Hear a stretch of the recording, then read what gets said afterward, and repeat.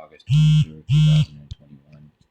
That's 3.21 years, 38.62 months, 1,176 days, 232 hours. Here's today's daily reflection, November 11th, 11/11. Self acceptance. We know that God lovingly watches over us. We know that when we turn to Him, all will be well with us, here and hereafter. I pray for the willingness to remember that I am a child of God, a divine soul in human form, and the most basic and urgent life task is to accept, know, love, and nurture myself. As I accept myself, I am accepting God's will. As I know and love myself, I am knowing and loving God. As I nurture myself, I am acting on God's guidance. I pray for the willingness to let go of my arrogant self criticism and to praise God by humbly accepting and caring for myself.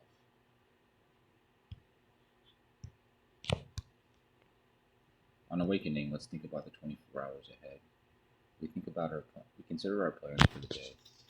Before we begin, we ask God to correct our thinking, especially asking that it be divorced from self-pity, dishonest, or self-seeking motives.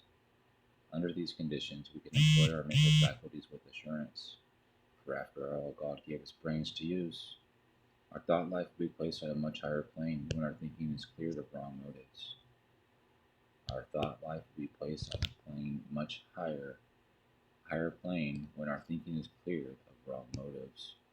In thinking about our day, we may face indecision. We may not be able to determine which course to take. Here, we ask God for inspiration, an intuitive thought or decision. We relax and take it easy. We don't struggle. We are often surprised how the right answer is come to us if we tried this for a while. What used to be a hunch or occasional inspiration gradually becomes a working part of the mind. Being still inexperienced and having just made a conscious contact with God, it is not probable that we are going to be inspired at all times. We might pay for this presumption in all sorts of actions and ideas. Nevertheless, we find that our thinking will, as time passes, be more on the plane of inspiration. We come to rely on it. We usually conclude the period of meditation with a prayer that we be shown throughout the day. Our next step is to be that we be given whatever we need to take care of such problems. We ask especially for freedom from self-will,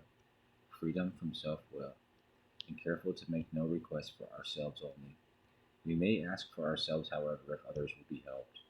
We are careful never to pray for our own selfish ends. Many of us have wasted a lot of time doing that and it doesn't work. You can easily see why. If circumstances warrant, we ask our wives or friends to join us in morning meditation.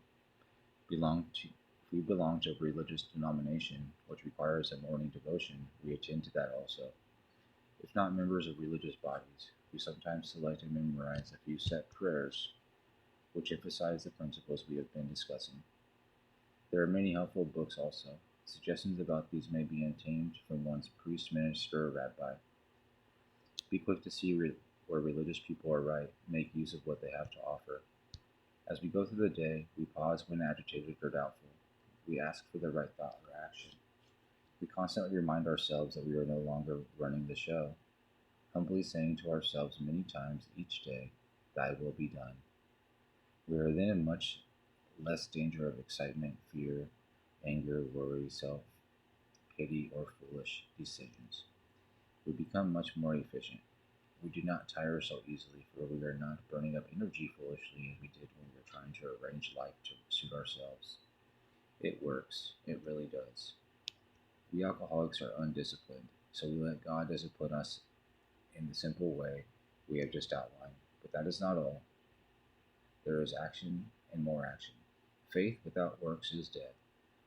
The next chapter is devoted entirely to step 12. If you guys are seeing this, I want to say thank you for allowing me to share my journey, be as authentic as I possibly can about where I was, where I am, and how I'm getting to where I'm going. It's one day at a time living, and it's a great thing. For a long time, I didn't really understand that. You know, going back to the daily reflection here, self-acceptance, accepting me for who I am, right? Not really concerned with how others feel about who I am because I need to be me. And that's what I'm working on a daily basis. Freedom from the bondage of self.